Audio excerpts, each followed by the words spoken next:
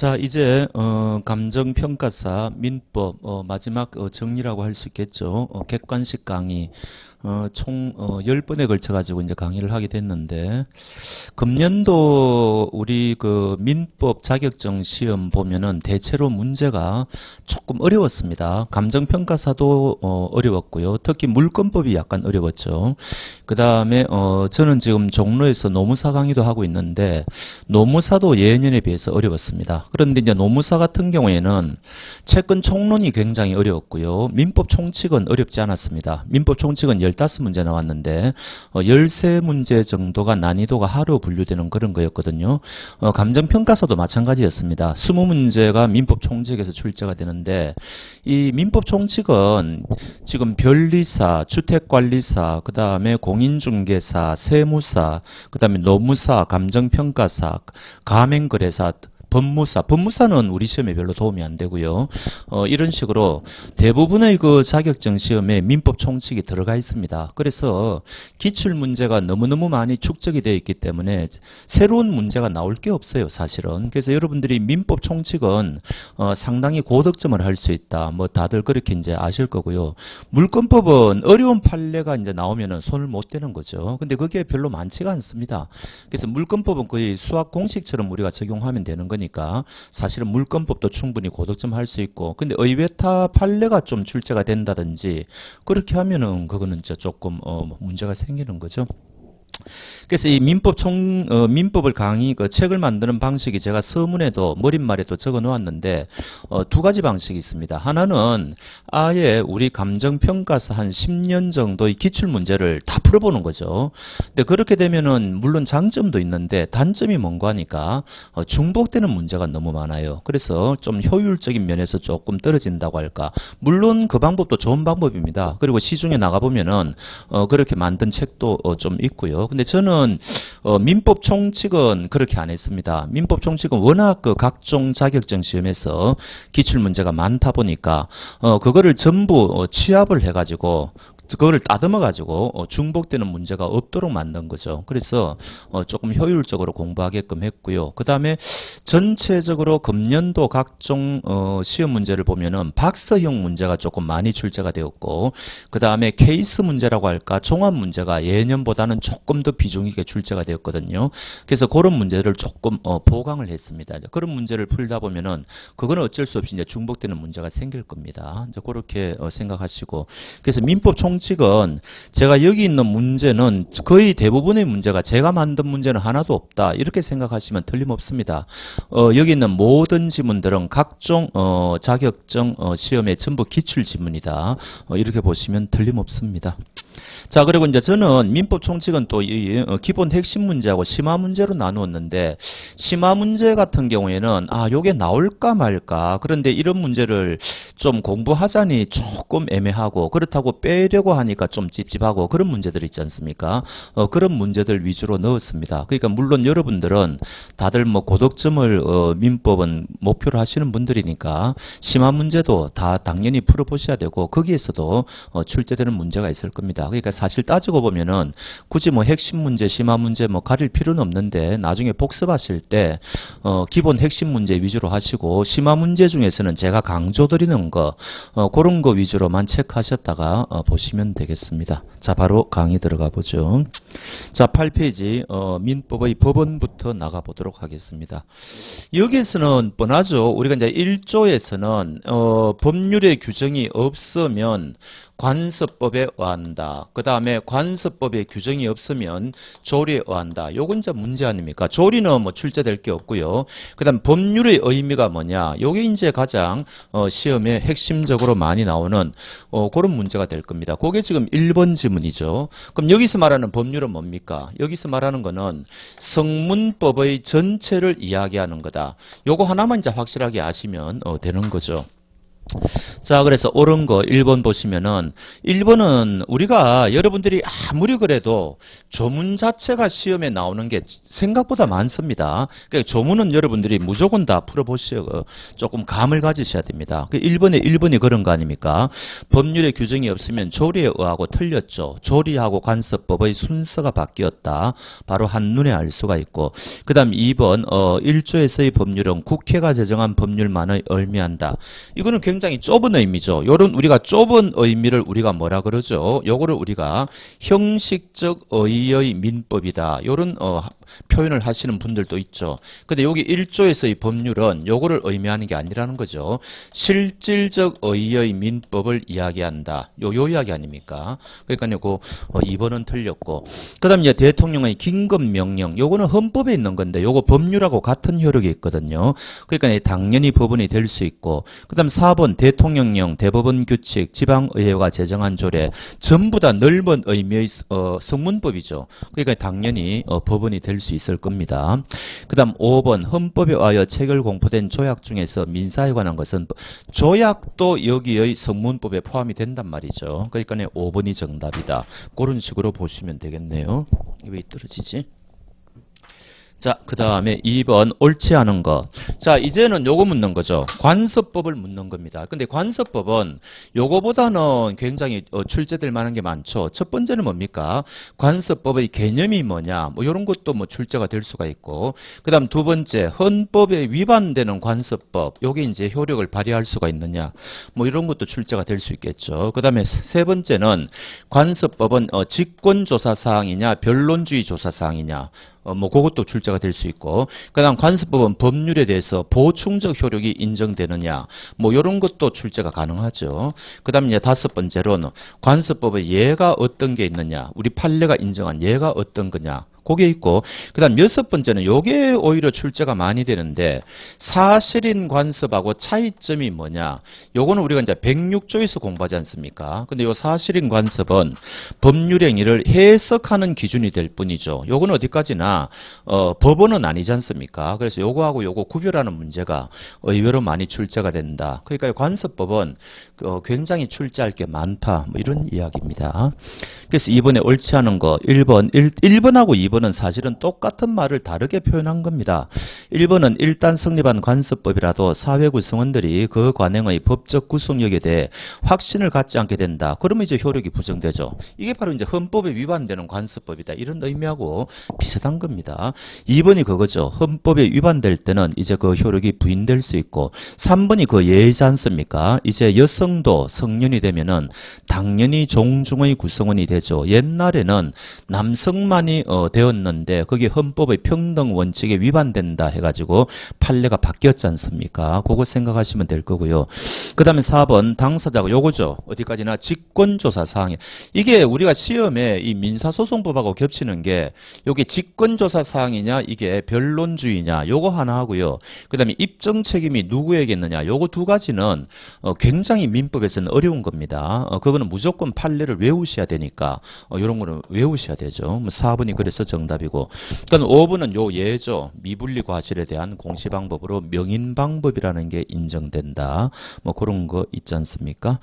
자, 그 다음에 오른쪽에 역시 옳은 거, 관습법이 성립되기 위해서 사회 구성원의 법적 확신까지 필요하죠. 요 개념을 이야기하는 겁니다. 그게 없는 것을 우리가 사실인 관습이라 그러잖아요. 요거 양자 차이점, 그거 이제 아시면 되는. 그 밑에 표가 있습니다만.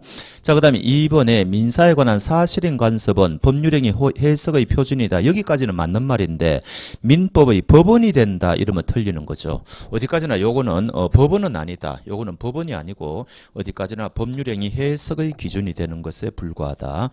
세 번째, 관습법은 성문법에 대해 보충적 효력을 가지죠. 법률이 없을 때만 비로소 관습법은 등장한다. 그런 거고요.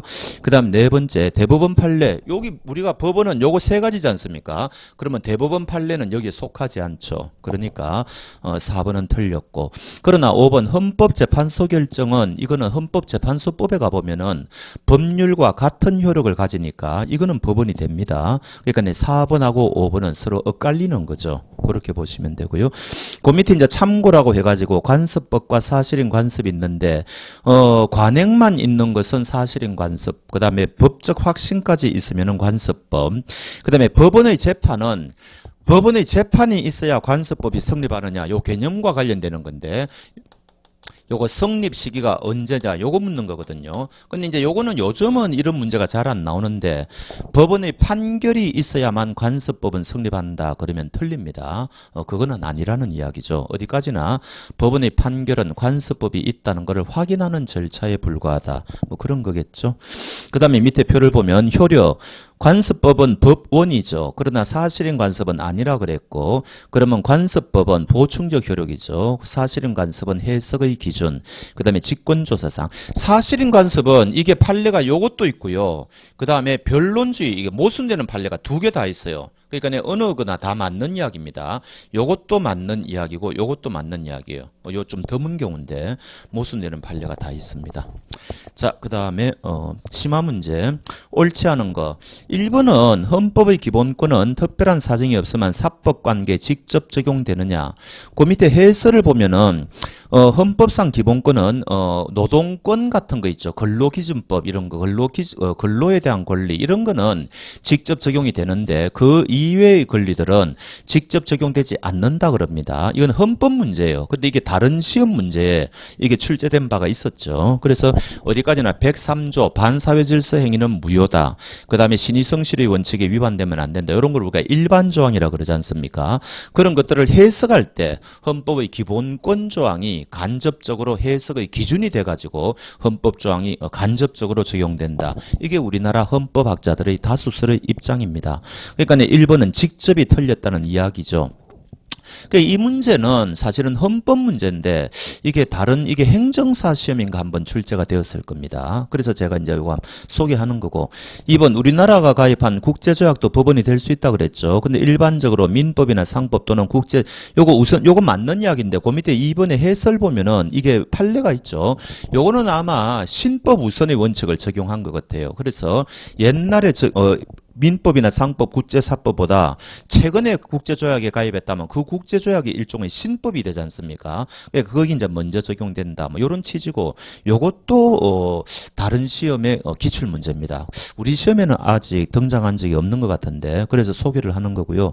그럼 3번에 관습법이 헌법 소원의 대상이 되느냐? 거기 해설을 보시면은 우리가 위헌법률 심사의 대상이 되는 법률이 있지 않습니까?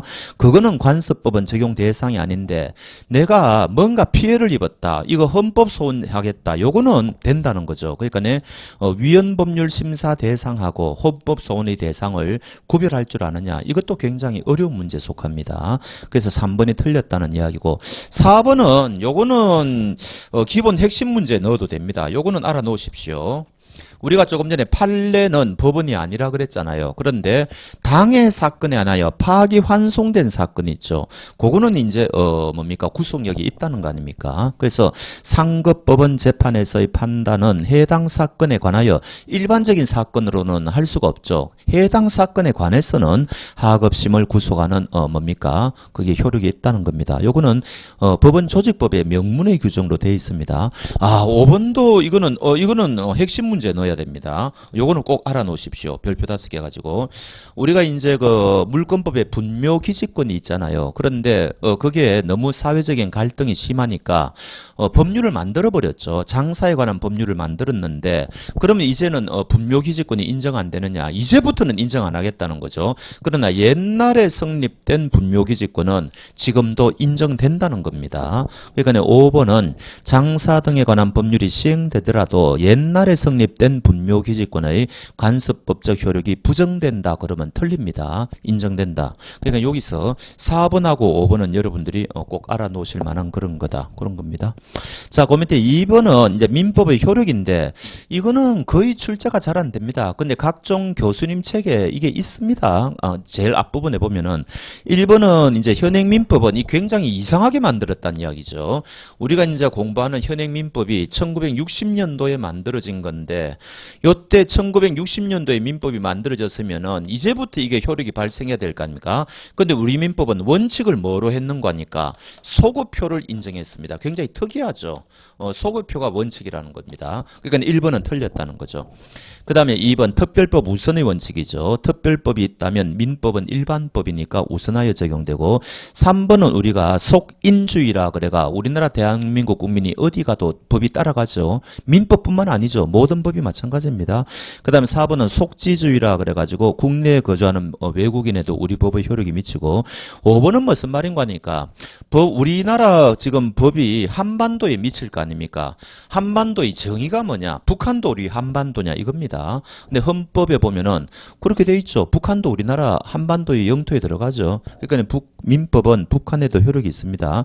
근데 이제 지금 일시적으로 우리가 현실적인 그 힘에 의해서 효력을 뭡니까? 적용할 수가 없는 거죠. 효력은 있는데 실제 적용은 못 한다. 이런 식으로 이론 구성을 하는 겁니다. 그럼 내일이라도 갑자기 만약에 통일이 되었다. 그러면 법을 따로 만들 필요가 없다는 거죠. 지금 있는 법을 그대로 북한에도 적용시킬 수 있다는 겁니다. 자, 오른쪽에 기출문제 한번 봅시다. 금년도 문제 옳지 않은 거. 자, 헌법재판소 결정 될 수 있죠. 그 다음에 2번은 나중에 이제 뭡니까? 사실행 관습이 법률행위 해석의 기준이 되는 거죠. 근데 앞에 말이 좀 있습니다. 여기 임의 규정일 경우에만 그렇습니다. 강행 규정일 경우에는 이게 안 되는 거죠. 강행 규정에 위반하는 관습은 인정할 수가 없거든요. 그건 나중에 우리가 106조 공부할 때 보면 되고요. 그 다음 3번 법원은 판례 변경을 통해 기존 관습법의 효력을 부정. 이거는 조금 전에 말씀드린 여성도 종중원이 될 수 있다. 그거 생각하면 바로 알 수가 있죠. 그 다음 4번 관습법은 사회 구성원의 법적 확신으로 성립된 거죠. 여기까지는 알겠는데 재정법, 실정법이죠. 요것과 배치되는 경우에는 관습법이 우선하냐? 당연히 틀렸죠. 법률이 있다면은 관습법은 써먹을 수가 없지 않습니까? 성문법이 먼저 적용돼야 되는 거니까 4번은 말이 안 되는 소리다. 우리가 한눈에 봐도 알 수가 있습니다. 틀렸다는 거를. 자, 그 다음에 5번 법원은 관습에 관한 당사자의 주장이 없더라도 직권, 계속 지워버렸네. 직권조사사항이라는 거. 그 다음에 2번 보시면은 옳은 거 1번 민사에 관한 법률은 민법전만을 의미한다. 틀렸죠. 2번 사실행 관습이 포함된다. 아니죠. 사실행 관습은 해석의 기준이니까. 3번 대법원이 정한 공탁규칙 이것도 성문법이니까 법원이 될 수 있을 것이고 4번 국제조약도 법원이 될 수 있겠죠. 5번은 이거는 사실은 물권법 판례입니다. 미등기 무허가 건물의 양수인 이 사람에게는 소유권에 준하는 관습법상의 물권이 인정되느냐? 인정되지 않죠. 그러니까 이제 부동산의 경우에는 등기 186조에 의해서 등기를 해야만 물권 변동이 일어나죠. 근데 아직 부동산을 잔금까지 다 치르고 매수는 해가 지금 살고 있다 하더라도 등기를 아직 마치지 않았다면 이 사람은 법적으로는 소유자가 아니라는 게 우리 판례지 않습니까? 그래서 5번이 정답이라는 거는 여러분들이 물권법 조금이라도 공부하신 분들은 쉽게 알 수가 있습니다. 굉장히 쉬운 문제들이죠. 자, 3번 넘겨보시면 옳은 거. 자, 1번 조약 당연히 법원이 될 것이고 틀렸고 2번 관습법 사회구성원의 법적 확신 맞고 4번 디귿번 법령에 저촉되지 않는 한 법칙으로서의 효력이 있다. 맞죠? 맞습니다. 디귿번은 나머지는 다 맞는 이야기네요. 그러니까 이때까지 기출문제는 제가 최근 한 5년치 정도를 우리 감정평가 사건만 실었는데 충분히 요런 정도의 수준입니다. 그러니까 충분히 여러분들이 제가 누차 말씀드리지만 민법 총칙은 고득점 할 수 있다. 뭐 이거를 제가 강조드립니다. 자, 신의성실의 원칙. 이제 조금 골치 아파지죠. 여기 이제 2조 신의성실의 원칙이 나오는데 요거는 첫 번째는 뭔가 하니까 어떤 일반적인 요거를 일단 우리가 공부하셔야 되죠. 첫 번째 요거 직권조사사항이라는 거 너무너무 중요하지 않습니까? 그 다음에 두 번째는 뭡니까? 부수적주의 의무 요거와 관련되는 판례가 좀 있고요. 그 다음에 세 번째 요거 말고도 또 일반론적인 또 기타 판례 요런 판례를 일단 우리가 공부하셔야 되죠. 그 다음 두 번째는 뭡니까? 우리가 모순금지 모순되는 행위 금지. 요걸 우리가 이제 판례를 또 봐야 되지 않습니까? 그래서 모순되는 행위는 원칙적으로는 금지가 된다는 거 아닙니까? 그래서 요거와 관련되는 판례 또 몇 가지 공부하셔야 되고. 근데 판례가 너무 많기 때문에 우리가 일일이 다 볼 수는 없고 의외타 판례가 출제되면 그건 어쩔 수가 없습니다. 워낙 이 신의성실의 원칙은 판례가 많으니까요. 그런데 대개 보면은 교수님들이 책에 그 소개한 판례를 범주를 벗어나지 못하거든요. 그러니까 그것만 하더라도 사실은 엄청난 건데 대개 기출 문제들을 보면은 고만고만한 판례들이 출제가 되고 있으니까 우리는 그 범주 내에서만 공부하면 된다. 그렇게 생각하면 되는 거죠. 근데 예외가 뭡니까? 모순되는 금지는 예외적으로 가능한 게 있죠. 요게 뭡니까? 요게 바로 강행법규에 위반되면은 강행법규에 위반될 때는 예외적으로 가능하죠. 그래서 요때는 가능하다. 근데 요것도 또 요게 예외가 있어요. 강행법규에 위반하더라도 불가능한 경우가 있어요. 못하는 경우가 있거든요. 근데 요거는 시험에 잘 안 나와요, 사실은. 요거까지 여러분들이 아시면 많이 아시는 건데, 여기까지만이라도 아시는 건 충분합니다. 요게 이제 제일 중요하지 않습니까? 요거 1번 안 하고, 요게 정말 중요한 판례죠. 강행법규에 위반했을 때는 예외적으로 모순되는 행위가 가능하다. 그럼 요거와 관련되는 판례를 또 이제 우리가 몇 개 봐야 되지 않습니까? 그런 식으로 보셔야 되고, 그 다음에 세 번째는 뭡니까? 또 실효의 원칙. 요거를 또 봐야 되죠. 요것도 마찬가지죠. 실효가 되면은 실효의 원칙은 권리가 실효된다. 권리가 이제 효력을 상실한다는 거 아닙니까? 근데 요것도 예외가 있죠. 요것도 어떤 예외가 있습니까? 요것도 판례를 몇 개 봐야 되죠. 한두 개. 인지 청구권 같은 거 판례 이제 그거 보시면 되고. 그다음에 또 하나가 뭡니까? 사정 변경의 원칙. 요거를 우리가 또 봐야 되죠. 여기서 말하는 사정은 뭐냐? 요 사정의 의미가 뭐냐? 그다음에 사정이 도저히 계약을 체결할 때 예상할 수 없었던 그런 사정이 나중에 바뀌었을 때는 첫 번째는 계약 내용의 변경을 요구할 수가 있고 그 다음에 여기에 거절되었을 때는 그렇다면 이 계약을 해제 내지는 해지가 가능하다. 이런 식으로 이제 가는 거잖아요. 요거와 관련되는 판례가 또 있을 것이고 또 해지가 가능하다 그랬는데 해지가 불가능한 판례도 있죠. 그래서 요 가능한 거하고 불가능한 거 요거 우리가 양자를 또 구별해야 되고 전부 이거는 이제 판례 공부입니다. 판례 공부고 그다음에 뭡니까? 요게 이제 1번이라고 하고 그다음에 요게 이제 2번이라고 하고 요걸 3번, 요거를 4번이라고 하고 그다음 5번이 권리 남용이죠. 그래서 권리 남용하면 안 된다. 근데 생각보다 권리 남용은 판례가 많지도 않고 그렇게 출제가 자주 되는 건 아닙니다. 근데 의외타 문제로 또 권리 남용에서 한두 지문이 나올 수는 있으니까 우리가 또 근데 권리 남용은 또 신의성실의 원칙하고 이제 동전의 양면이지 않습니까? 요게 이제 중복되죠.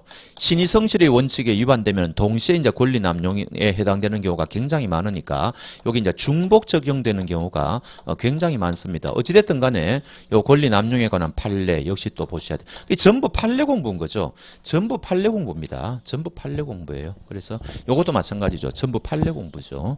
자, 하나하나씩 가보도록 하겠습니다. 그러면 요 이제 신의성실의 원칙을 공부하기 전에 교수님들 책을 보면은 우리가 권리를 행사할 때는 신의에 쫓아 성실하게 해야 된다. 이렇게 이야기하지 않습니까? 이때 권리에 대해서 한번 일반적인 이야기를 한번 해보자는 거죠. 우리 민법에 보면은 물권법에도 8가지 물권이 있고 채권도 있지 않습니까? 우리 시험 범위는 아니지만 그래서 이런 권리에 대한 일반적인 이야기를 좀 해보자 이야기인데 이게 약간 문제가 되는 게 우리는 채권법이 시험 범위가 아니지 않습니까? 근데 이게 이제 채권과 관련되는 권리를 또 민법 총칙이라 해가지고 출제를 하면은 그거는 또 방법이 없어요. 그래서 여러분들이 채권자 취소권 같은 것은 108조 통정허위 표시 공부할 때 공부한단 말씀이죠. 그거는 명백히 채권법 이야기예요. 그렇지만 기본적인 채권자 취소권 같은 거는 아셔야 된단 말이죠. 채권자 대위권도 마찬가지죠. 거기 이제 채권법 이야기지만 민법 총칙하고 겹치는 부분이 나오지 않습니까? 그리고 우리가 또 저기 물권법에 가도 중간 생략 등기할 때도 채권자 대위권이 나오고요. 그래서 어찌됐든 요 권리에 대해서 좀 일반적인 이야기를 먼저 한번 해보자는 겁니다. 자, 1번 법원에 소를 제기하는 방법으로만 행사할 수 있는 권리는 우리가 상대방한테 뭐 내용 증명이라든지 전화 걸어서 권리를 얼마든지 행사할 수 있죠. 그런데 반드시 재판의 형식으로 해야 되는 게 재산법에는 채권자 취소권이라는 그거 하나 있고요.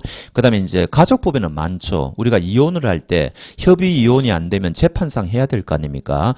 그럴 때는 반드시 재판을 해야 되니까. 어찌됐든 가족법은 우리 시험 범위가 아니까 논외로 하고 재산법 중에서는 4번에 채권자 취소권 요거는 반드시 법원에 소를 제기해야 됩니다. 요거는 채권법의 문제라기보다는 민법 총칙에서도 출제가 가능하니까 같이 알아두실 필요가 있다. 그렇게 말씀을 드립니다.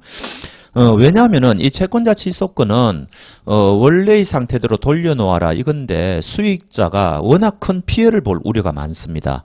자세한 거는 여러분들이 모르셔도 되고요. 그래서 이제 판사가 한번 요건에 해당되는지를 심사해 보겠다는 거거든요. 자, 2번 형성권. 요거는 출제가 자주 되죠. 우리가 이제 형성권이 뭐예요? 우리가 이제 소위 말하는 단독 행위를 권리적인 측면에서 보면은 요거를 형성권 일방적으로 할 수 있는 거 아닙니까? 단독 행위니까. 그러니까 굉장히 특징이 있는 거죠. 계약을 체결한 게 아니고. 그래서 그 기억번 보면은 상대방에 대한 일방적 의사표시, 니은번은 우리가 민법 정식 뒷부분에서 단독 행위에는 조건이나 기한을 붙이지 못하는 게 원칙이다. 그거 생각하시면 됩니다. 그러니까 니은번은 맞고 리얼번은 형성권은 우리가 제척기간 적용이죠. 저 뒷부분 민법 정식 뒷부분에서 청구권은 뭐라 그래요? 소멸시효의 적용을 받는다. 일반적으로. 그러나 형성권은 제척기간의 적용을 받는다. 이렇게 이야기하지 않습니까? 그거 생각하시면 돼요. 근데 디귿번은 요거 다른 시험의 기출문제거든요. 요런 지문은 잘 못 봤습니다. 형성권 일부를 행사할 수가 있느냐. 제가 취소권을 갖고 있는데 일부만 행사할 수가 있냐. 취소의 경우에는 일부 취소가 가능하죠. 판례가 있는데. 그러나 해제권이라든지 다른 일반적인 형성권의 경우에는 일부가 가능하냐 이런 겁니다. 일반적인 이야기입니다. 일반적으로 행사할 수 없다는 거죠. 그래서 요거는 원칙적으로 다른 사정이 없다면 형성권은 당연히 그 형성권 전부를 행사해야 되는 거지 일부만 행사할 수는 없다. 이렇게 정리하지. 근데 요 디귿번과 같은 지문은 저는 처음 봤어요. 이게 작년도 다른 시험의 기출문 작년인가 재작년인가 그런데 어찌됐든 좀 의외타 지문인데 어찌됐든 디귿번은 틀렸다. 그렇게 생각하시면 되겠습니다. 자, 그 다음에 3번 이제 본격적으로 신의성실의 원칙으로 넘어왔네요. 자, 이제 일반적인 이야기를 하는 겁니다. 기타 이거. 자, 1번 신의성실의 원칙은 우리 민법에 있어서 가족법에도 적용된다는 겁니다. 그리고 이게 우리 민법뿐만 아니고 공법에도 적용이 돼요. 민사소송법이라든지 하다못해 자본시장법이라든지 모든 법이 있죠. 법에 가보면 다 신의성실의 원칙이 있습니다. 약관 규제에 관한 법률 여기도 다 있고요. 그래서 하여튼 신의성실의 원칙은 쉽게 말하면은 만병통치약이라고 생각하시면 됩니다. 모든 법에 다 적용이 된다. 이렇게 생각하시면 틀림없습니다. 그러니까 동그라미 1번 가족법에도 적용된단 말이죠. 맞는 이야기고. 그 다음에 2번 이거는 정말 시험에 자주 나오죠. 직권조사사항이라는 거. 이거는 반드시 외우시. 제가 이제 요거 5라는 거는 별표 5개를 이야기하는 겁니다. 조금 중요도가 떨어지는 것은 제가 이제 별표 3개 이런 식으로 표시할 겁니다. 어찌됐든 2번은 너무너무 시험에 자주 나오고 틀렸죠. 그 다음에 3번, 4번, 5번은 뭐 이런 부수적주의 의무와 관련되는 판례니까 외우셔야 되죠. 의사는 의료행위의 그 설명 의무가 있느냐 이 이야기죠. 의사는 수술만 잘해주면 되느냐 그거 아닙니까? 근데 우리 판례는 설명 의무도 있다는 거죠. 그 다음에 4번 숙박업자는 펜션 같은 거 모텔이라든지 객실만 제공하면 되느냐 이거 아닙니까? 그게 아니고 만약에 여기 불이 났다면 투숙객을 대피시킬 그러니까 투숙객들의 재산과 생명 같은 거 이런 거를 보호할 의무가 있다는 거죠. 요게 4번이고 그 다음 5번은 우리가 뭡니까? 고지 의무죠. 아파트 분양자는 아파트 단지 인근에 대규모 공동묘지가 조성되어 있던 사실을 분양을 받는 사람들에게 알릴 의무가 있느냐 없느냐 있다는 거죠. 그럼 이 의무는 어디에서 나오느냐 해설을 한번 보십시오. 유의 부동산 거래에서 신의측상 고지 의무의 대상은 법에 보면은 그런 게 있을 수가 있고 계약을 체결했다면 그런 게 있을 수가 있고 간섭상으로도 인정될 수가 있고 조리상의 일반 원칙 이게 뭐예요? 이게 바로 여기서 말하는 조리는 신의성실의 원칙이라고 생각하시면 됩니다. 그러니까 조리상의 일반 원칙에 의해서도 인정될 수 있다. 맞는 이야기죠. 요 판례 있죠. 유의에 적혀있는 이 판례 자체가 시험에 자주 나옵니다. 그러니까 요 판례 자체를 체크를 해 놓으십시오. 자, 그 다음에 4번 옳지 않은 거. 자, 1번 4번은 너무너무 중요한 판례죠. 이제 요거는 요로 넘어왔네요. 모순되는 행위를 하면 안 된다. 요 판례 중에 가장 중요한 판례죠. 우리가 무권대리 가서 하는 거죠. 본인의 지위를 단독으로 상속한 무권대리. 아버지의 부동산을 함부로 팔아먹은 아들이 아버지가 사망했다. 그럼 아버지의 지위를 상속받을 거 아닙니까? 근데 이제 갑자기 땅값이 올라갔다. 후회한다는 거죠. 이때 추인을 거절할 수가 있느냐? 안 된다는 거죠. 모순되는 행위니까. 1번이 바로 틀렸네요. 자, 2번 해고된 근로자가 퇴직금을 이의 없이 수령했다는 말은 해고를 받아들인다는 거 아닙니까? 그런데 오랜 시간이 지난 후에 해고의 효력을 다툴 수가 있느냐? 전형적인 모순되는 행위죠. 할 수가 없다. 뭐 그런 거고요. 그 다음에 3번 취득시효 완성 사실을 모르고 해당 토지에 관하여 어떠한 권리도 주장하지 않기로 약속했다. 문제는 나중에 이 사람이 취득시효 완성 사실을 알았다는 거죠. 그래서 취득시효를 이거는 굉장히 헷갈리죠. 아니 모르고 약속을 했는데 나중에 번복할 수가 있는가 이거 아닙니까? 우리 판례는 안 된다는 겁니다. 모순되는 행위 하지 말라는 거죠. 3번 판례 같은 거는 외우셔야 됩니다. 그 다음에 4번 요거죠. 강행법규에 위반한 사람은 오히려 모순되는 행위를 해야 된다. 그게 5번이 예죠. 5번도 너무너무 시험에 자주 나오지 않습니까? 당연히 별표 5개죠. 미성년자가 법정 대리인 동의 없이 신용구매계약을 체결했다. 나중에 법정 대리인의 동의 없음을 이유로 취소한 전형적인 모순되는 행위이지 않습니까? 근데 우리 판례는 뭐라고요? 모순되는 행위를 오히려 해야 된다는 거죠. 그 이야기죠. 그래야 미성년자가 이제 보호되니까 그런 겁니다. 자, 그 다음에 5번 넘어왔습니다. 실효의 원칙 가보시죠. 옳지 않은 거 소멸시효의 대상이 아닌 권리도 그거는 밑에 해설 보면은 특히 이제 근로자 해고 부당 해고 같은 거 나중에 근로자가 이 해고 무효를 다투는 거 있지 않습니까? 요거는 소멸시효의 대상이 아니기 때문에 10년이 지나도 할 수 있거든요. 근데 실효의 원칙에 걸려버리면은 할 수 없다는 거죠. 그런 면에서 의미가 있다는 겁니다. 그게 동그라미 1번이죠. 소멸시효의 대상이 아닌 권리도 실효의 원칙이 적용될 수 있다. 그리고 실효의 원칙이 적용되기 위해서는 뭡니까? 실효의 원칙이 적용이 있으면 제일 이제 요거는 뭐 지워도 되겠네요.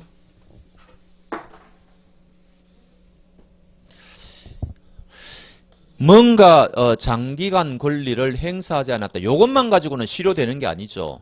장기간 권리를 행사하지 않았는데 상대방이 거기에 대해서 신뢰했다는 거 아닙니까? 그렇다면은 이제는 이 사람의 권리는 그런데 갑자기 느닷없이 이 사람이 권리를 행사했다는 거죠. 이럴 경우에는 당신의 이 권리 행사는 실효되었기 때문에 인정될 수 없다. 요거 아닙니까? 그럼 여기서 포인트는 신뢰죠. 신뢰가 이제 형성되는 게 포인트가 됩니다. 그거 자, 그래서 어찌됐든 뭐 그런 거고요. 그다음 2번 실효의 원칙. 이거는 요 2번 지문도 시험에 자주 나옵니다. 요거 최소한 별표 3개는 되는데 항소권에도 적용이 돼요. 요거는 이제 소송 사기와 관련되는 판례라서 조금 복잡한데 어찌됐든 항소할 수 있는 그 기간이 있지 않습니까? 근데 그거를 이제 많이 이제 지난 사건이거든요. 소송 사기가 벌어져 가지고 여하튼 예외적으로 이제 그 좀 기간이 늘어나는 그런 건데 어찌됐든 우리 판례는 요 3박자가 갖추어졌다면은 당신의 항소권은 실효되었다. 이렇게 이야기한 거죠. 요거 시험에 잘 나옵니다. 그러나 인지청구권은 인지청구권은 요거 예외죠. 실효의 원칙의 적용이 될 수가 없다는 거죠. 요거는 이제 천륜이다. 뭐 이런 거 아닙니까? 그거 생각하시면 되겠고. 그 다음에 4번은 요겁니다. 아직 신뢰가 형성이 안 됐다는 거죠. 장기간 권리를 행사하지 않았다. 요것만 가지고는 실효의 원칙의 대상이 안 된다 그랬죠. 종전 토지 소유자의 5번입니다. 5번 먼저 할게요.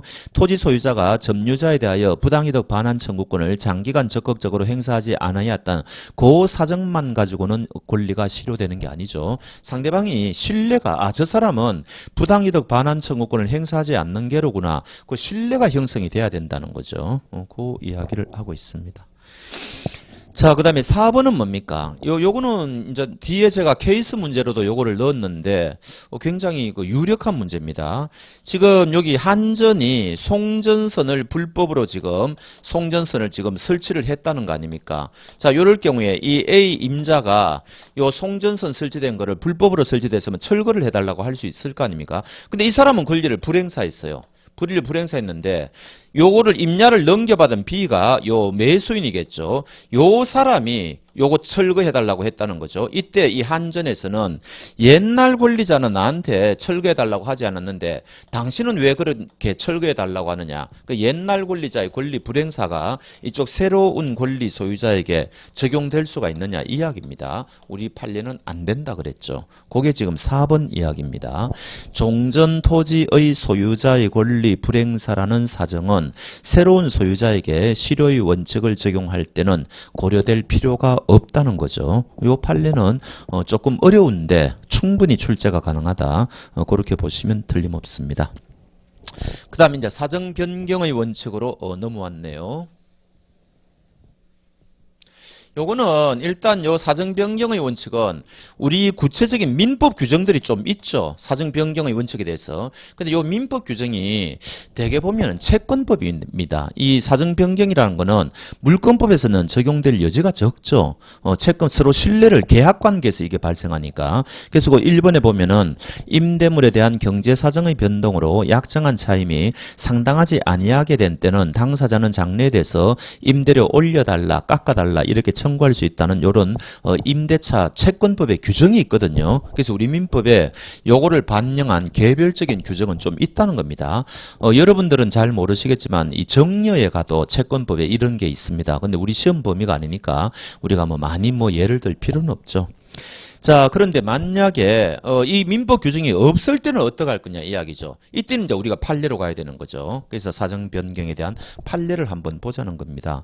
그래서 동그라미 2번 사정 변경을 원인으로 계약을 해지하기 위해서는 상대방한테 먼저 계약 내용을 바꾸어 달라고 요구를 했는데 상대방이 받아주지 않았을 때는 이제는 이 계약을 없앨 수가 있지 않습니까? 이제 요거 이야기하는 건데 그러기 위해서는 당사자의 주관적 사정이 현저하게 변경되어야 되는 틀렸죠. 객관적 사람마다 주관적 사정이 다 다른데 이걸 어떻게 다 반영을 하겠습니까? 객관적 사정이겠죠. 근데 요거 굉장히 시험에 자주 나오고요. 3번, 4번은 요 판례입니다. 요게 가능한 판례하고 불가능한 판례가 있다 그랬는데 요거 이제 비교하실 줄 알아야 된다는 거죠. 그래서 3번 회사의 계속적 거래 관계로 인한 불확정 채무에 대하여 보증인이 된 자가 이사의 지위를 떠난 경우에 사전 변경을 이유로 보증계약을 해지할 수가 있느냐? 있죠. 불확정한 채무는 이 사람이 회사를 떠나고 나서 은행하고 당좌 대월 계약을 하는데 채무가 얼마까지 늘어날지 모르잖아요. 이거는 은행보다는 이 회사를 떠난 사람을 더 보호해야 될 필요가 있다는 거죠. 그러나 4번은 뭐예요? 이사가 재직 중에 회사의 확정 채무를 보증한 후 퇴임했다. 이때는 금액이 딱 정해져 있으니까 은행을 더 보호해야 된다는 겁니다. 그러니까 이제 3번은 불확정 채무, 4번은 확정 채무. 요거를 비교하셔가지고 구별하실 줄 알아야 된다. 그 이야기를 말씀드립니다. 5번이 요게 물론 임대차 판례인데 요 판례가 어렵고 시험에 좀 나오는 편입니다. 요거는 별도로 기억을 하셔야 될 거예요. 안 그러면은 틀리기 쉽습니다. 보통 우리 임대차와 관련된 판례를 보면은 사회적 약자인 임차인을 보호하는 쪽으로 판례가 많이 형성되어 있거든요. 근데 요 판례는 오히려 임대인을 보호하는 판례입니다. 그래서 요거는 별도로 외우셔야 돼요. 차임을 정액하지 않기로 하는 특약이 있더라도 그 특약을 유지시키는 것이 신의 측에 반하다고 인정될 정도의 사정 변경이 있는 경우에는 임대인의 차임 정액 청구를 인정해야 된다. 임대인을 보호하는 거죠. 요 판례는 틀리기 쉬우니까. 요 5번 판례는 심심찮게 출제가 됩니다. 그러니까 요거는 채권법 판례라고 해가지고 우리가 도외시하면 안 되고요. 요 신의성실의 원칙은 채권법 판례도 제법 출제가 되니까 같이 알아놓으시기 바랍니다. 자, 7번 권리 남용으로 넘어왔습니다. 옳지 않은 거. 자, 권리 남용이 인정되기 위해서는 권리 행사로 인한 권리자 이익과 상대방의 불이익 사이에 현저한 불균형이 있어야 되죠. 이게 이제 객관적 요건입니다. 어느 정도가 되어야 되느냐? 우리 판례는 보통 사회 질서에 반해야 된다고 이제 이야기를 하는 거죠. 그런 거고요. 그다음에 2번은 특히 우리가 권리 남용은 소유권에 대한 권리 남용 판례가 좀 있고 그 외에 무슨 동시행의 항변권 판례, 소멸시효 판례 판례, 상계권 남용의 판례 등등 개별적인 판례들이 좀 있거든요. 근데 특히 이번에 소유권의 행사가 권리 남용이 되기 위해서는 우리 판례는 주관적 요건을 요하는 게 보통입니다. 상계권의 남용의 경우에는 판례가 명확하게 주관적 요건 필요 없다고 했거든요. 이제 그런 판례도 있는데 그거는 예외적인 거고, 일반적으로 특히 소유권 남용의 경우에는 우리 판례가 2번과 같이 권리 행사하는 목적이 자기는 아무 이익이 없는데 100% 상대방에게 오직 고통을 줄 목적이 있어야 된다. 이게 왜 필요한 거 하니까 독일 민법에는 이게 명문의 규정이 있다는 거죠. 주관적 요건이. 근데 우리 민법은 그 독일 민법을 수입할 때, 일본을 통해서 수입할 때 그 규정을 수입을 안 했답니다. 그러니까 과연 주관적 요건이 필요하냐, 여기 대해서 이제 학자들 간에 논란이 있는데, 판례는 소유권 남용의 경우에는 일반적으로 필요하다, 이런 말을 하는 거죠. 그런데 이게 이 사람이 마음속에 있는 거니까 이거 입증하는 게 어려울 거 아니에요. 그러니까 4번과 같은 판례가 나온 거죠. 권리 남용의 주관적 요건은 권리자의 정당한 이익을 결여한 권리 행사로 보이는 객관적 사정이 있다면 추인될 수 있다. 주관적 요건은 바로 인정이 된다는 거죠. 그러니까 형식적인 구색을 맞추는 거죠. 객관적 요건, 주관적 요건 다 필요한데 객관적 요건이 갖추어졌다면 주관적 요건은 저절로 추인이 되는 거다. 뭐 이런 식으로 논리적인 그런 걸 하는 겁니다. 그 다음에 3번, 권리 행사로 권리자가 얻는 이익보다 상대방이 이룰 이익이 현저하게 크다. 이것만 가지고는 권리 남용이 인정 안 되죠. 왜냐하면은 이 자본주의 사적 사유재산이 보호되는 경우에는 내가 조그만 이익이 있다. 그걸 위해서 내가 권리를 행사한다. 이때 상대방이 너는 지금 권리 남용이다, 이렇게 해버리면은 사유재산을 침해할 여지가 많지 않습니까? 그러니까 요 3번과 같은 경우에는 요것만 가지고는 권리 남용이 인정이 안 됩니다. 플러스 알파, 더 다른 플러스 알파가 필요하다는 거죠. 그러니까 3번은 틀렸다, 그런 이야기고요. 그러나 5번은 중요하죠. 토지 소유권 침해를 이유로 하는 건물 청구가 권리 남용이 인정이 되었습니다. 그러면 이제 이 사람은 권리 남용이 되면은 소유권을 행사했는데 그 행사가 이제 인정이 안 되는 거죠. 그렇다고 하더라도 소유권 자체가 박탈되는 건 아니죠. 그러니까 상대방한테 부당이득 반환 청구권이라든지 불법행위에 의한 손해배상은 청구할 수 있다는 이야기입니다. 그러니까 5번은 맞는 이야기죠. 5번의 해설도 그렇게 돼 있는데 가로속에 보면은 다만 예외적으로 친권은 박탈 제도가 있다는 겁니다. 당신은 애의 길을 자격이 없다, 뭐 이런 식으로 해가지고 박탈시켜 버리는 거죠. 그런 제도가 있다, 그런 겁니다. 자, 8번 종합 문제입니다. 이 금년도에는 이 각 장이 끝에 이런 식으로 종합 문제를 제가 몇 개 넣었습니다. 근데 뭐 앞에 있는 거 우리가 복습하는 형식이에요. 그래서 한번 봅시다. A 회사는 지워버렸습니까? 송전선 사건인데 A 회사는 토지 소유자인 을의 동의 없이 그 토지의 상공에 고압 송전선이 통과하도록 시설을 설치하여 사용하고 있으며 갑은 이러한 사실을 알면서 을로부터 토지를 매수하여 소유권 이전 등기를 경로하고 이를 농지로 이용하고 있다. 갑이 토지를 취득한 때로부터 13년이 경과한 시점에 A 회사를 상대로 송전선의 철거를 철거하고자 한다. 이와 관련한 법률관계에 대한 설명으로 옳지 않은 것은 판례 사례를 그대로 문제화한 겁니다. 실제 사례예요, 이게. 자, 1번 갑이 송전선의 철거를 구하는 것은 소유권에 대한 물권적, 이게 뭐예요? 213조, 214조 우리가 물권법에서 공부하는 거, 특히 214조 소유권에 대한 방해 배제 청구권, 철거 청구하는 거. 근데 소유권이 소멸시효에 걸리지 않으니까 소유권에 대한 방해 배제 청구권, 이런 물권적 청구권도 소멸시효에 걸리지 않는다는 거 우리가 이미 알고 있는 거 아닙니까? 그 이야기입니다. 그러니까 1번은 맞는 이야기죠. 그 다음 2비, 갑이 송전선이 토지 위를 통과하고 있다는 점을 알면서도 토지를 취득했다. 자, 이럴 경우에 이 사람이 송전선 철거를 하는 것은 이거 권리 남용 아니냐, 이런 이야기죠. 애매하죠. 뻔히 그거를 알면서도 부동산을 매수했다. 그리고 나서 13년이 지나가지고 송전선 철거를 청구한다. 이게 권리 남용이냐 아니냐. 그러니까 이게 대법원까지 갔을 겁니다. 근데 우리 판례는 뭐라고요? 그것만 가지고는 통과하고 있다는 점을 알면서 토지를 취득했다고 하더라도 그것만 가지고는 토지에 대한 소유권의 행사가 제한된 상태를 용인하였다고는 할 수 없기 때문에 이거 된다 그랬습니다. 철거 청구가 된다.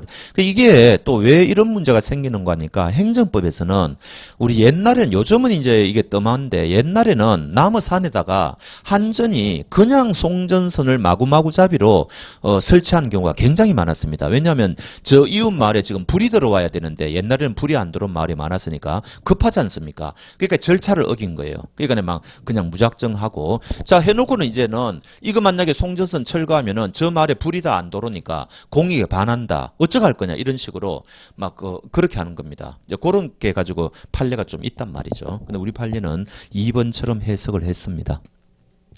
3번 갑의 권리 행사에 실효의 법리를 적용하기 위해서는 종전 토지 소유자인 을이 자신의 권리를 행사하지 아니하였다는 사정을 고려하여 판단해야 되느냐. 이거 고려할 필요가 없다 그랬죠. 이미 했습니다. 굉장히 중요한 판례 어렵고요. 4번 갑의 권리 행사가 권리 남용에 해당하기 위해서는 그러한 권리 행사가 주관적으로는 그 목적이 오로지 상대방에게 고통을 주고 손해를 입히려는 데 있을 뿐만 아니라 객관적으로는 사회질서 위반. 이게 뭐예요?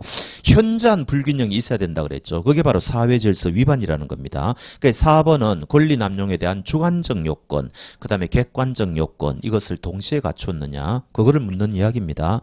5번 갑이 송전선 철거를 구하는 소송을 제기한 경우 법원은 A 회사의 주장이 없더라도 갑의 청구가 권리 남용의 직권 맞죠? 의외로 굉장히 많이 출제가 돼요. 신의성실의 원칙, 그 다음에 뭐 권리 남용 이거 전부 직권조사 사항이라 그랬지 않습니까? 맞는 이야기입니다. 자, 심화 문제로 한번 가보죠. 민법상 권리에 관한 설명으로 옳지 않은 거 1번 우리가 저 민법총칙 뒤에 공부하는 조건부 권리, 기한부 권리는 우리가 소위 말하는 기대권이라고 그러는 거죠. 1번은 맞는 이야기고 2번 채권하고 청구권은 동일한 개념이 아닙니다. 이런 거 여기 심화 문제 있는 것도 제가 임의로 만든 문제는 없습니다. 각종 기출문제 다 옛날 문제라고 하더라도 있는 문제니까 그냥 그렇게 하시면 됩니다. 이 채권이 더 넓은 개념이에요. 이 채권이 더 넓은 개념이고 그 다음에 요 청구권은 요 속의 하나의 속성입니다. 채권이 있으면 상대방한테 청구를 할 수가 있는 거죠. 근데 요 채권이 계약을 성립만 하면은 채권은 이제 발생하는데 청구를 하기 위해서는 이게 변제기가 도달해야지 청구를 할 수가 있지 않습니까? 그러니까 요거는 또 다른 개념이에요. 그리고 청구권은 물권에 의해서 요 있네요. 213조 213조 물권에 의해서도 성립할 수가 있죠. 또 청구권은 가족법에 의해서도 성립할 수가 있죠. 상속 회복 청구권 뭐 이런 거요. 그러니까 다른 개념입니다. 2번은 틀렸고 그 다음에 3번은 우리가 물권법에서 특히 무슨 지상권에 가보면은 무슨 뭐 지상물 매수 청구권 이런 거는 형성권이다 이런 거 공부하지 않습니까? 그거 생각하시면 돼요. 그래서 3번에 임차인과 임대인의 차임 정감 청구권 우리가 아까 봤죠. 임대료 올려달라고 할 수 있다 그랬잖아요. 사정 변경의 원칙 요거 형성권입니다. 한글로는 청구권이라고 돼 있는데 실질은 보면은 형성권인 게 많죠. 요런 문제가 어렵습니다. 요거는 공부를 많이 좀 하셔가 감을 잡으셔야 돼요. 그런데 특히 지상권의 경우에는 지상물 매수 청구권 그게 형성권이라는 거는 여러분들이 당연히 하셔야 되고 그거 생각하시면 됩니다. 그 다음에 4번에 하고 5번은 항변권을 묻는 문제인데 이 항변권은 우리 민법에 세 가지가 있습니다. 채권법에 있는 동시이행의 항변권 그 다음에 보정인의 최고 검색의 항변권 그 다음에 가족법에 가보면은 한정승인 이게 세 가지가 있거든요. 요거 세 가지 다 우리 시험 범위가 아니죠. 채권법하고 가족법이니까. 근데 민법 총칙을 여러분들이 공부하시다 보면은 동시이행의 항변권이라는 말은 굉장히 자주 나오지 않습니까? 동시이행 항변권은 아셔야 돼요. 그래서 4번에 요거 영기적 항변권이죠. 영구적으로 써먹을 수는 없죠. 상대방이 좋다. 내가 물건 줄 테니까 너도 돈 다오. 이렇게 하면은 이제는 동시이행 항변권을 행사할 수가 없으니까 우리 동시에 이행하자는 거는 잠시 일시적으로 버틸 수 있는 그런 권리죠. 4번은 맞습니다. 5번 상대방의 청구권 자체를 소멸시키는 것이 아니죠. 상대방이 내한테 돈 달라고 했을 때 내 쪽에서 너는 왜 물건은 주지 않고 내한테 돈부터 먼저 달라고 하느냐 이거 아닙니까? 그러니까 상대방의 권리는 인정하는 거죠. 상대방의 청구권은 인정하는 겁니다. 그러니까 5번은 맞는 이야기죠. 자, 2번 권리와 의무에 관한 설명으로 옳은 거. 1번도 마찬가지입니다. 이게 채권법 이야기거든요. 매매 예약 완결권은 우리가 매매를 할 때 먼저 찜을 해 놓을 수가 있죠. 미리 예약을 해놓고 찜을 해놓고 나중에 이제 본계약을 성립할 수가 있지 않습니까? 그럼 요 본계약을 성립할 때 요 미리 예약을 했으니까 여기 예약 완결권을 행사하면 되거든요. 여기 이제 이것도 채권법에 있는 이야기예요. 매매 예약이라 그래가지고. 근데 요 완결권의 성격이 뭐냐? 요게 이제 형성권이라는 이야기입니다. 요게 형성권이에요. 그래서 내가 일방적으로 이 물건을 산 매수인이 자 이제 우리 매매 완결시키겠습니다. 이런 일방적 의사표시를 하면은 본계약인 매매가 성립된다는 거거든요. 이게 매매 예약관 열건은 형성권인데 그래서 1번은 틀렸다는 거죠. 이것도 채권법적인 조금 기반이 조금은 있어야 됩니다.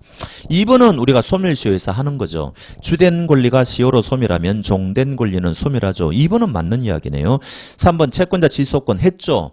이거 반드시 소를 제기해야 된다 그랬으니까 틀렸고 4번 민법에서 영구적 항변권이 인정되죠. 그게 바로 상속의 한정승인이죠. 상속의 한정승인을 하면 영구적으로 버틸 수가 있죠. 나는 아버지로부터 물려받은 재산 범위 내에서만 당신한테 빚을 갚겠다. 이거 아닙니까? 영구적으로 버틸 수가 있는 권리입니다.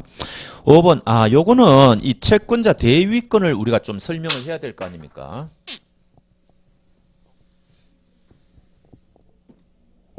그러니까 지금 A가 지금 B에게 1억 받을 거 있다. 또 B가 C에게 어떤 뭡니까? 지금 여기 이제 뭐 권리가 있다는 거죠. 근데 요 권리를 이 사람이 행사를 안 한다. 이럴 경우에 A가 일정한 요건 하에 B의 권리를 대신 행사하는 것을 우리가 채권자 대위권이라고 지금 이야기를 하지 않습니까? 이제 그 이야기인데 문제는 요 B만이 행사할 수 있는 이 권리를 우리가 행사상의 일신전속권이라 그러죠. 이 말이 무슨 말입니까? 일신전속권. 요 사람에게만 전속되어 있는 권리다. 요 사람만이 행사할 수 있다. 이거 아닙니까? 그럴 경우에는 A는 채권자 대위권을 행사할 수가 없죠. 왜? 요 사람만이 행사할 수가 있으니까요. 그러니까 아무리 요건이 갖춰졌다 하더라도 요 사람만이 행사할 수 있는 권리는 대신 행사할 수 없다. 요게 이제 채권자 대위권의 포인트가 되는 거죠. 그러면은 5번은 임대인이 얘가 임대인입니다. 얘가 이제 요 사람이 임차인이고 어떤 권리가 있느냐? 요 임대차 계약을 해지할 수 있는 권리가 있다는 거죠. 요 권리가 행사상의 일신전속권이냐 임대인만이 행사할 수 있는 권리냐 이거를 묻는 겁니다. 근데 우리 판례는 뭐라 그랬느냐? 행사상의 일신전속권이 아니라 그랬습니다. 이거는 판례를 외우셔야 되는 거죠. 요것도 마찬가지입니다. 채권법적인 판례거든요. 그러니까 이제 제가 이제 심화 문제 이걸 넣어 놓은 거죠. 어찌됐든 그럼 오른쪽에 3번에 보면 옳은 건데 채권자 대위권은 이거는 무슨 말입니까? 요거는 더 어렵죠. 요 사람이 지금 어떤 권리를 가지고 있는 거니까 요 B라는 사람이 채권자 대위권을 갖고 있다는 거죠. 그럼 사람이 4명 나와야 돼요. 얘가 이쪽으로 권리를 행사하지 않으니까 B가 요 사람의 권리를 대신 행사할 수 있는 채권자 대위권이 있는데 요 채권자 대위권을 얘가 행사하지 않는다는 이야기입니다. 이럴 경우에 A가 요 사람의 채권자 대위권을 대신 행사할 수가 있느냐 이거 묻는 문제거든요. 그럼 요 채권자 대위권이 행사상의 일신전속권이냐 이거 묻는 문제인데 아니라는 이야기입니다. 요거는 A가 대신 행사할 수 그러니까 이런 거죠. A는 B의 채권자 대위권을 대신 행사할 수 있다. 이렇게 되는 거죠. 그러니까 3번에 1번은 틀렸다는 이야기입니다. 일신전속권이 아니라는 이야기죠. 2번은 쉽죠. 매매를 하면은 소유권 넘겨달라고 하는 거 이거는 물권이 아니죠. 당연히 채권입니다. 이건 쉽고 3번도 쉽죠. 저당권은 종된 권리죠. 채권 채무 관계가 있으니까 저당권이 있는 거 아닙니까? 주된 권리, 종된 권리. 그 다음에 4번 건물의 소유를 목적으로 한 토지 임차인의 건물 이게 바로 뭐예요? 우리가 이제 지상권에서 공부하는 지상물 매수 청구권 이런 겁니다. 요거는 형성권이라 그랬죠. 우리가 이제 지상권에서 하는 거고 4번은 맞는 이야기고 5번 보증인의 최고 검색의 항변권은 청구권의 작용을 영구적으로 저지할 수 있는 게 아니죠. 영구적으로 저지할 수 있는 거는 한정 승인 하나밖에 없다 그랬습니다. 보증인의 이 권리는 일시적으로 작용을 저지시키는 거죠. 이것도 채권법적인 문제입니다. 4번 권리의 충돌과 경합에 관한 설명 옳은 거. 1번 권리가 경합된다. 권리가 2개 있을 수가 있죠. 이게 대표적인 게 뭐예요? 우리가 계약관 이게 이제 뭡니까? 불법행위가 일어났는데 이때 이 두 사람이 계약관계에 있다. 이게 어떤 관계가 이런 경우죠? A라는 택시 기사가 있다. 그 다음에 여기 만약에 B라는 승객이 있다. 이럴 경우에 두 사람 사이에 운송계약이 체결되었을 것이다. 근데 이 사람이 과속으로 인해 가지고 교통사고가 발생해가 이 사람이 만약에 1억 원 상당의 손해가 발생했다. 그러면 B는 A를 상대로 손해배상을 청구할 수가 있는데 권리가 두 개 생기죠. 하나는 계약 위반이라는 겁니다. 채무불이행이죠. 과속을 했으니까. 또 하나는 당신 불법행위했다는 거죠. 그러니까 계약 위반으로 이제 하나 물을 수가 있고 두 번째 불법행위로 이제 손해배상을 물을 수가 있죠. 그러니까 1번은 권리가 이런 거를 경합된다. 권리가 여러 개 생긴다는 거죠. 그럼 이게 왜 좋습니까? 요 권리를 변호사가 행사해가지고 행사했는데 소송 수용을 잘못해가 졌다 하더라도 나머지 권리가 있으니까 권리를 또 행사할 수가 있는 거죠. 그런 면에서 굉장히 좋은 겁니다. 근데 1번 그중 가장 먼저 성립한 권리를 행사해야 되느냐? 말이 안 되죠. 자기 마음대로입니다. 선택할 수가 있고 동일한 목적을 위하여 경합되는 권리 중 하나를 행사해 목적을 다른 게 나머지 권리는 자동적 2번은 맞죠. 따블로 받을 수는 없지 않습니까? 요 권리 행사해가지고 돈을 받았다. 그럼 자동적으로 이 권리는 없어지는 거죠. 뭐 너무 당연한 거고요. 그 다음에 일반 채권이 서로 충돌할 때는 먼저 아니죠. 채권자 평등이라 그럽니다. 채권은 똑같은 거기 때문에 먼저 성립했다고 해서 먼저 돈 받아간다는 보장이 없죠. 그렇기 때문에 뭐가 필요한 거예요? 우리가 물권법에서 담보 물권이라든지 채권법에서 보증인이 필요한 이유가 여기에 있는 거죠. 그런 겁니다. 그 다음에 4번 소유권과 제한 물권이 충돌하면 성질상 당연히 제한 물권이 우선하죠. 아니 2년 동안 전세 계약을 맺었다. 그럼 2년 동안은 전세권자가 소유권자에 우선할 거 아닙니까? 그러니까 4번은 거꾸로 되었고 그 다음 5번 물권과 채권이 충돌할 때는 원칙적으로 물권이 우선입니다. 이제 이렇게 되면은 특히 임차인과 같은 임차권, 채권이 보호가 안 되니까 주택임대차보호법 같은 거, 상가임대차보호법 같은 거를 만들어 가지고 사회적 약자인 임차인들을 보호하는 그런 것들을 이제 만들어 놓는 거죠. 그렇습니다. 이번 시간에는 여기까지 하도록 하겠습니다. 수고하셨습니다.